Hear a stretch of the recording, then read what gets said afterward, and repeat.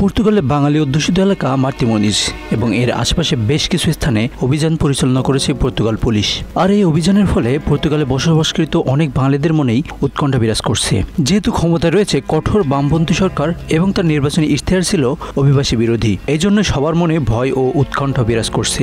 অভিবাসী নীতি ছিল, আগে কারো সোশ্যাল ফিনান্স থাকলেই কাজ করা যেত, এখন আর ওই রকম সহজটি নেই।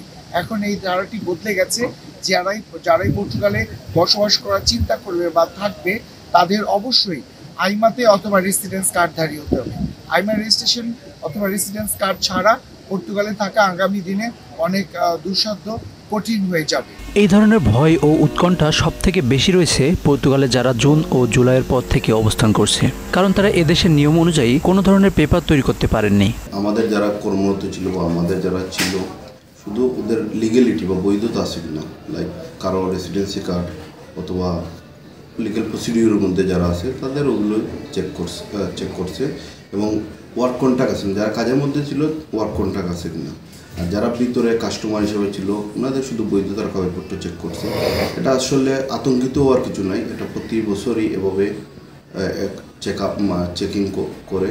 তবে কমিউনিটির প্রবীণ ব্যক্তিদের সাথে কথা বলে জানা যায় এটা তাদের নিয়মিত অভিযানের মতোই একটি অভিযান, যেখানে তারা মানব পাচার সহ ব্যবসায়ীদের নানান ধরনের সমস্যার বিপক্ষে অভিযান পরিচালনা করে থাকে।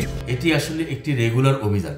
এটা বিশেষ করে 3 মাস পর পর বা 6 মাস পর পর এটা হয় এবং 20 বছর আগে থেকেই এটা হওয়া শুরু হয়েছে। এবং এই অভিযানটি কারা করে? এটা হলো আজাই হচ্ছে যারা ফুড ডিপার্টমেন্ট কন্ট্রোল করে তারা, এবং এসিটি সেটা হচ্ছে যারা কন্ট্রাক্ট পেপার কন্ট্রোল করে তারা, এবং এইটি ফাইন্যান্স তারা, সেকুরেন্স সোশিয়াল যারা সোশ্যাল সিকিউরিটি ঠিকমতো পে করে কিনা এবং ইন্স্যুরেন্স আছে কিনা। তবে অনেকেই মনে করেন যাদের সঠিক রেসিডেন্ট কাগজপত্র রয়েছে তাদের আতঙ্কিত হওয়ার কিছু নেই। এটি নিয়ে আসলে ঘাবড়ানোর এবং আতঙ্কিত হওয়ার মতো আমি কোনো কিছুই দেখছি না, কারণ আমরা পর্তুগাল সরকারের যারা রয়েছে ইমিগ্রেশনে তারাও জানে যে আমাদের যারা বাংলাদেশি রয়েছে এখানে খুবই আমরা ভদ্রভাবেই এখানে বসবাস করে যাচ্ছি। এই ধরনের অভিযান মাঝে মাঝে তারা পরিচালনা করে থাকেন, শুধুমাত্র অবৈধ ইমিগ্রেশনের জন্যই নয়, দোকানে সঠিক কাগজপত্র আছে কিনা, দোকানে কর্মচারীদের সঠিক বেতন দেওয়া হচ্ছে কিনা এবং তাদের কর্মঘণ্টা নিশ্চিত করা হচ্ছে কিনা, এসব বিভিন্ন কারণেই তারা এ ধরনের অভিযান পরিচালনা করে থাকেন। আসানুর রহমান মিঠু, বাংলা অ্যাফেয়ার্স।